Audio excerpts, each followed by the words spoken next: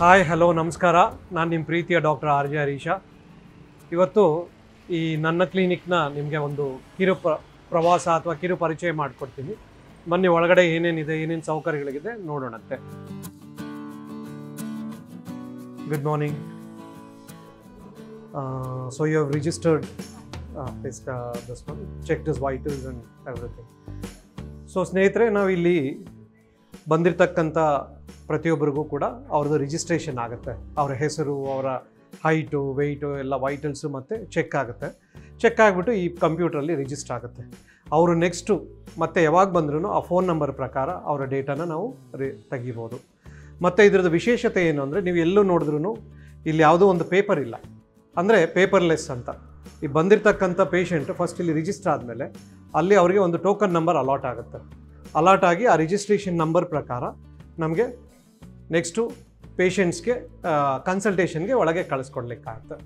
ಇದು ಇಲ್ಲಿ ಮತ್ತು ಈ ಜಾಗ ಏನಿದೆ ತುಂಬ ಪ್ರಶಾಂತವಾಗಿದೆ ನೋಡಿ. ಎಲ್ಲ ಕೂತ್ಕೊಳ್ಳಿಕ್ಕೆ ಸೀಟಿಂಗ್ ಅರೇಂಜ್ಮೆಂಟ್ ಕೂಡ ತುಂಬ ಸಿಸ್ಟಮ್ಯಾಟಿಕ್ಕಾಗಿ ಆಗಿದೆ.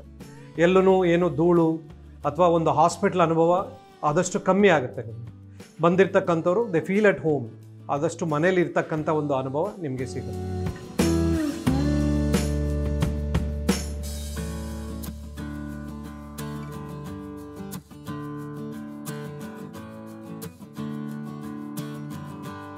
ಈ ಕ್ಲಿನಿಕಲ್ಲಿ ಫಸ್ಟು ರಿಜಿಸ್ಟ್ರೇಷನ್ ಆಗಿದ ತಕ್ಷಣ ಅವರು ಕನ್ಸಲ್ಟೇಷನ್ ಸರ್ವೀಸಸ್ಗೆ ಬಂದಿದ್ದಾರೆ ಅಂದ್ಕೊಳ್ಳಿ. ಆವಾಗ ನನ್ನ ರೂಮ್ಗೆ ಕನ್ಸಲ್ಟೇಷನ್ಗೆ ನನ್ನ ಪೇಷಂಟ್ಸು, ನನಗೆ ಅಲಾಟ್ ಆಗಿರೋ ಪೇಷಂಟ್ಸು ನನ್ನ ಕನ್ಸಲ್ಟೇಷನ್ ರೂಮ್ಗೆ ಕಳಿಸ್ಕೊಡ್ಲಿಕ್ಕಾಗ್ತದೆ. ಇಲ್ಲಿ 3 ಕನ್ಸಲ್ಟೇಷನ್ ರೂಮ್ಸ್ ಇದೆ ಆ ಥರದ್ದು. ಒಂದು ಇದು, ಮತ್ತೊಂದು ಈ ಕನ್ಸಲ್ಟೇಷನ್ ರೂಮು. ಬೇರೆ ಬೇರೆ ವೈದ್ಯಕೀಯ ಈ ಡಾಕ್ಟ್ರುಗಳು ಇಲ್ಲಿ ಕೂರ್ತಾರೆ. ಮತ್ತು ನಾನು ಕೂರ್ತಕ್ಕಂಥ ಜಾಗನ ನಾನು ಇಲ್ಲಿ ತೋರಿಸ್ತಾ ಇದ್ದೀನಿ. ಬನ್ನಿ ನೋಡೋಣಂತೆ.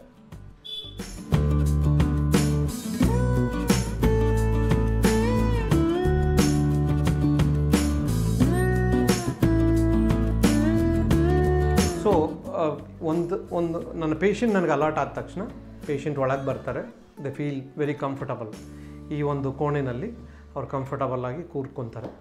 ಅದಾದ ನಂತರ ನನಗೆ ಈ ಸಿಸ್ಟಮಲ್ಲಿ ಅವ್ರ ಹೆಸರು ಅದೆಲ್ಲ ಕಾಣುತ್ತೆ, ಅವರ ಟೋಕನ್ ನಂಬರ್ ಪ್ರಕಾರ. ಫಸ್ಟ್ ಬಂದ ತಕ್ಷಣ ನಾನು ಹೆಸರು ಕನ್ಫರ್ಮ್ ಮಾಡಿಕೊಂಡು ಅವ್ರನ್ನ ನಾನು ನೋಡಲಿಕ್ಕೆ ಶುರು ಮಾಡ್ತೀನಿ. ಮೊದಲನೇದಾಗಿ ಅದು ಬಂದಿದ್ದ ತಕ್ಷಣ ಅವ್ರದ್ದು ವೈಟಲ್ಸ್ ಎಲ್ಲ ಚೆಕ್ ಆಗಿರೋದು ನಮಗಿಲ್ಲಿ ಕಾಣುತ್ತೆ ಈ ಸಿಸ್ಟಮಲ್ಲಿ. ಆ ವೈಟಲ್ಸ್ ಗೊತ್ತಾದ ತಕ್ಷಣ ಇಮಿಡಿಯೇಟಾಗಿ ನಾವು ಅವ್ರಿಗೇನು ತೊಂದರೆ ಅಂತ ಕೇಳಿಕೊಂಡು ಅವರ ಕಾಯಿಲೆಗೆ ಅನುಗುಣವಾಗಿ ನಾವು ಈ ಚಿಕಿತ್ಸೆನ ಈ ಸಿಸ್ಟಮಲ್ಲಿ ನಾವು ಎಂಟ್ರ್ ಮಾಡ್ತೀವಿ. ಬಂದಿರತಕ್ಕಂಥ ಒಂದು ಪೇಷಂಟ್ನ ನಾನು ಚೆಕ್ ಮಾಡಿಬಿಟ್ಟು ಅವ್ರದ್ದು ಏನೇನು ಬೇಕು ಮೆಡಿಸಿನ್ಸ್ ಅದನ್ನೆಲ್ಲ ನಾನು ಇದರಲ್ಲಿ ಎಂಟ್ರ್ ಮಾಡ್ತೀನಿ. ಇದು ಎಷ್ಟು ಸಲೀಸಾಗಿ ನಡೆಯುತ್ತೆ ಅಂದರೆ, ಎಲ್ಲವೂ ಕೂಡ ಯಾವುದೇ ಒಂದು ಚೆಕ್ ಮಾಡಿರ್ತಕ್ಕಂಥ ಒಂದು ವಿಷಯನ ನಾವು ಮಿಸ್ ಮಾಡ್ಕೊಳ್ಳೋದಿಲ್ಲ.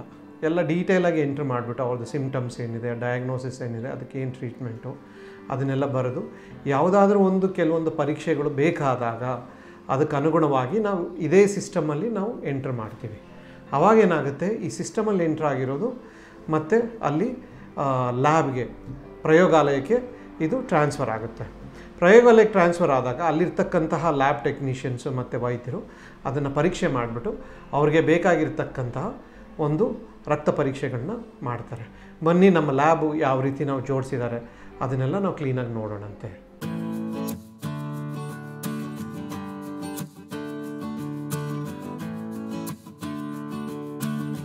ಸೊ ಇದು ನಮ್ಮ ಪುಟ್ಟ ಪ್ರಯೋಗಾಲಯ. ಇಲ್ಲಿ ನಮ್ಮಲ್ಲಿ ಏನೇನು ಟೆಸ್ಟ್ ಮಾಡ್ತಾ ಇದ್ದೀವಿ ಅಥವಾ ಯಾವ್ಯಾವ ಎಕ್ವಿಪ್ಮೆಂಟ್ಸ್ ಇದೆ ಅನ್ನೋದನ್ನು ಒಂದು ಚಿಕ್ಕ ಪರಿಚಯ ಮಾಡಿಕೊಡ್ತೀನಿ. ಬನ್ನಿ ಒಳಗಡೆ ಹೋಗಿ ನೋಡೋಣಂತೆ.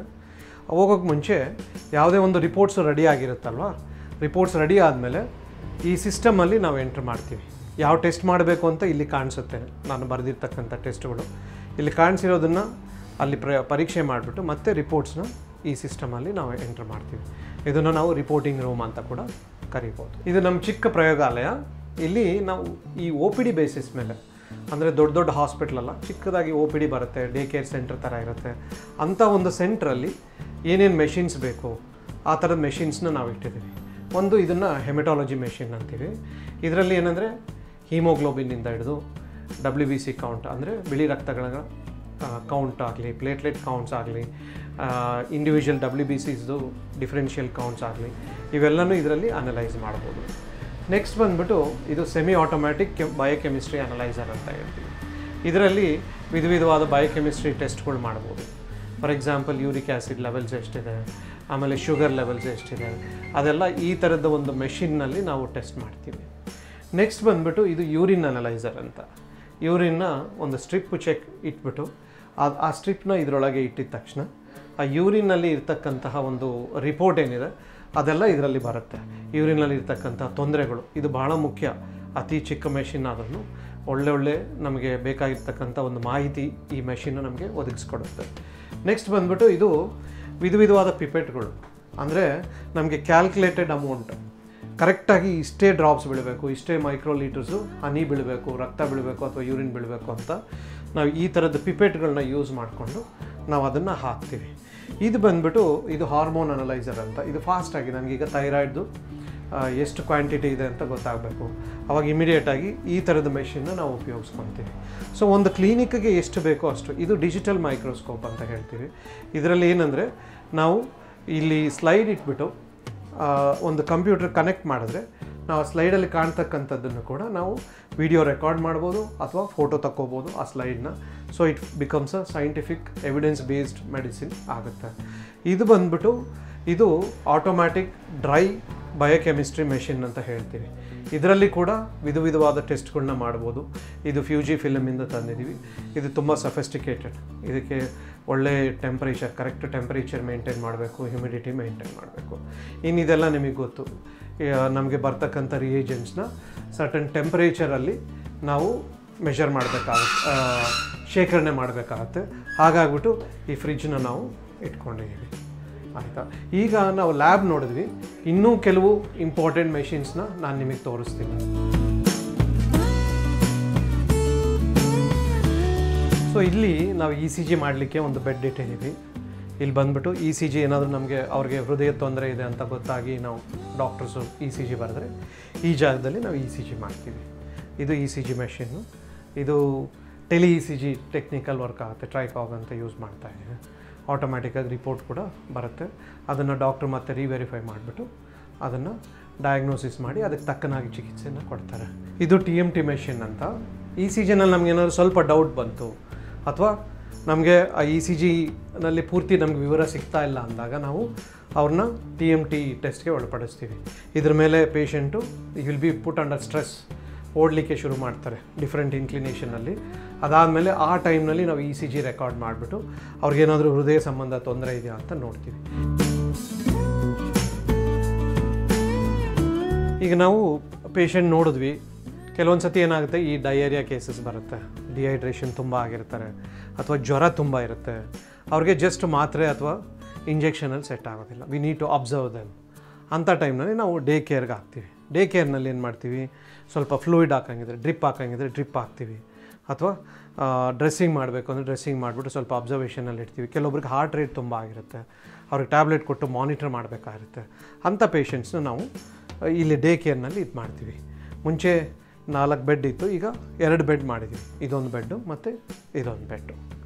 ಇದನ್ನು ಡಿಸ್ಪೋಸಬಲ್ ಬೆಡ್ ಸ್ಪ್ರೆಡ್ಸ್ ಇವು. ನಾವು ಪ್ರತಿದಿನ ಇದನ್ನು ಚೇಂಜ್ ಮಾಡ್ತಾ ಹೋಗ್ತೀವಿ. ತುಂಬ ಕಂಟ್ಯಾಮಿನೇಟ್ ಆಗಿದ್ದರೆ ಪ್ರತಿ ಪೇಷಂಟಿಗೆ ಕೂಡ ನಾವು ಚೇಂಜ್ ಮಾಡ್ತಾ ಹೋಗ್ತೀವಿ. ಇವಾಗ ಯಾವುದೋ ಒಂದು ಗಾಯದ ಪೇಷಂಟ್ ಬಂತು, ಎಲ್ಲೋ ಬಿದ್ದು ಬಂದರು, ಕಟ್ ಮಾಡ್ಕೊಂಬಂದರು, ಅವ್ರಿಗೆ ಡ್ರೆಸ್ಸಿಂಗ್ ಮಾಡಬೇಕಾಗತ್ತೆ ಅಥವಾ ಇಂಜೆಕ್ಷನ್ಸ್ ಕೊಡಬೇಕಾಗತ್ತೆ. ಹಿಂಗೆ ಬಗ್ಗಿಬಿಟ್ಟು ಈ ಬೆಡ್ ಮೇಲೆ ಕೊಡಲಿಕ್ಕೆ ಆಗೋದಿಲ್ಲ. ಅಂಥ ಟೈಮ್ನಲ್ಲಿ ನಾವು ಪ್ರೊಸೀಜರ್ ಟೇಬಲ್ ಮೇಲೆ ಆ ಪೇಷಂಟ್ಸ್ನ ಮಲಗಿಸ್ತೀವಿ. ಇದು ನೋಡಿ, ಇದು ಪ್ರೊಸೀಜರ್ ರೂಮ್. ಸೊ ಇದು ಪಾರ್ಕಿಂಗ್ ಏರಿಯಾ. ಸೊ ತುಂಬ ಸುಸ್ತಾಗಿ ಕಷ್ಟಪಟ್ಟು ಇಲ್ಲಿ ತಂಗೆ ಬಂದಿರ್ತೀರ, ಪಾರ್ಕಿಂಗ್ ಸಿಗಲಿಲ್ಲ ಅಂದರೆ ತುಂಬ ಬೇಜಾರಾಗ್ಬಿಡುತ್ತೆ. ಅದಕ್ಕೆ ಇಷ್ಟು ದೊಡ್ಡ ಪಾರ್ಕಿಂಗ್ ಏರಿಯಾ ಕ್ಲಿನಿಕ್ಗೋಸ್ಕರ ಇಟ್ಟಿದ್ದೀವಿ.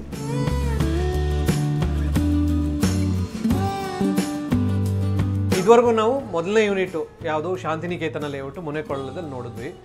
ಅದರಲ್ಲಿ ಏನೇನು ಫೆಸಿಲಿಟೀಸ್ ಇದೆ ಅದನ್ನೆಲ್ಲ ನೋಡ್ಕೊತ ಬಂದ್ವಿ. ಈಗ ಇದು ನಮ್ಮ 2ನೇ ಯೂನಿಟ್, RJH ಕ್ಲಿನಿಕ್ನ 2ನೇ ಯೂನಿಟು. ಇದರಲ್ಲೂ ಕೂಡ ಫಾರ್ಮಸಿ ಇದೆ, ಲ್ಯಾಬ್ ಟೆಸ್ಟ್ ಫೆಸಿಲಿಟೀಸ್ ಇದೆ ಮತ್ತು ಕನ್ಸಲ್ಟೇಷನ್ ರೂಮ್ ಇದೆ, ಒಳ್ಳೆ ಸುಸಜ್ಜಿತವಾದ ವೆಯ್ಟಿಂಗ್ ಹಾಲ್ ಇದೆ.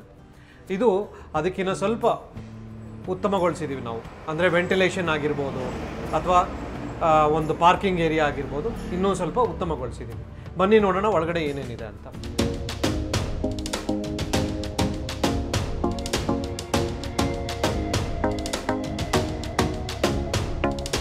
ಇಲ್ಲಿ ತನಕ ನನ್ನದೇ ಆದ RJH ಕ್ಲಿನಿಕ್ ಫಾರ್ಮಾ ಲ್ಯಾಬ್ ಎಂಬ ಒಂದು ಹೆಲ್ತ್ ಕೇರ್ ಫೆಸಿಲಿಟಿಯ ಚಿತ್ರಣವನ್ನು ವಿವರವಾಗಿ ಕೊಟ್ಟಿದ್ದೇನೆ. ನನ್ನ ಮುಂದಿನ ವಿಡಿಯೋಗಳಲ್ಲಿ ಇದೇ ರೀತಿ ನಾನು ನಿಮ್ಮ ಅಕ್ಕಪಕ್ಕ ಇರತಕ್ಕಂತಹ ಹೆಲ್ತ್ ಕೇರ್ ಫೆಸಿಲಿಟೀಸ್ಗಳ ಚಿತ್ರಣವನ್ನು ವಿವರವಾಗಿ ಕೊಡಲಿದ್ದೇನೆ.